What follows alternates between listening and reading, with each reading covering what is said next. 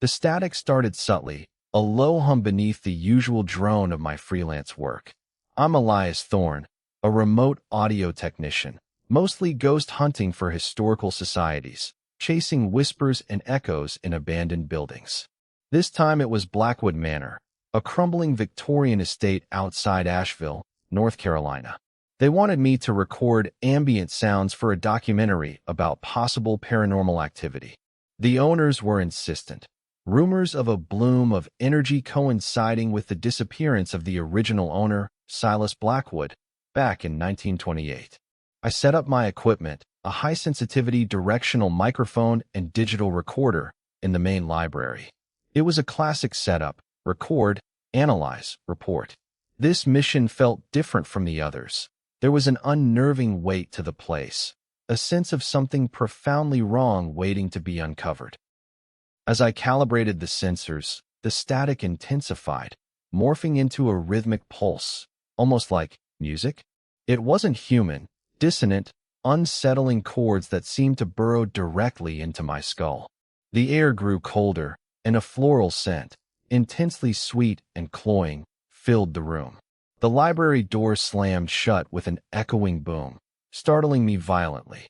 I instinctively checked the locks, all secure. This wasn't part of the plan.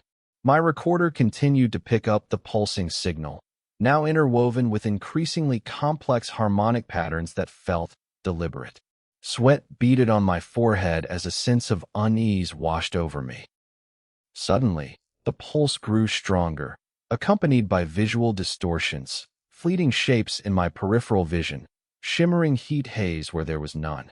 I spun around, searching for the source of the hallucinations, but found nothing beyond the shadows cast by the towering bookshelves. Then I saw it, a pulsating bloom of iridescent light forming near the grand fireplace, exactly like the legends described. The scent intensified, overwhelming my senses. I felt an irresistible pull towards the blooming anomaly.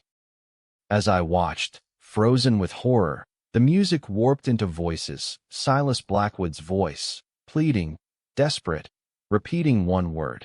Listen. It was a ragged, strained utterance, layered beneath the rhythmic pulse. The room seemed to shrink around me, the floral scent suffocating. The spectral sound wasn't just a recording.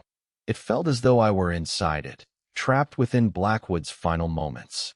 My hand reached out towards the bloom instinctively, drawn by an unknown force. I frantically adjusted the recorder's settings, attempting to isolate Silas' voice. To my utter disbelief, it was present, a clear vocal signature beneath the static, but dating from the present day. It wasn't simply a replay of his past distress. It was as if he were communicating now. The bloom continued to pulse, growing brighter with each repetition of listen. My mind began to unravel. What did he want me to hear? Suddenly, the signal abruptly cut out, leaving only silence and a lingering scent. The bloom vanished as quickly as it appeared. I stumbled back, gasping for air, my body drenched in cold sweat. My equipment registered nothing but dead silence. The digital recorder displayed an error message: signal loss, unidentified interference. The library door remained locked. The floral aroma faded, and the overwhelming sense of dread began to subside somewhat. Back at my lab, I meticulously reviewed the recordings. It took hours of painstaking analysis, but I discovered something impossible: a distinct vocal signature layered beneath the static. Silas Blackwood's voice was there, but not from 1928. It was now. The bloom hadn't been a manifestation of his death. It had been a transmission, a desperate plea sent across time, using an unknown frequency. I realized then the bloom wasn't just a signal, it was a trap. Blackwood hadn't vanished to the afterlife. He was trapped within the recording, reliving his final moments and broadcasting an eternal warning.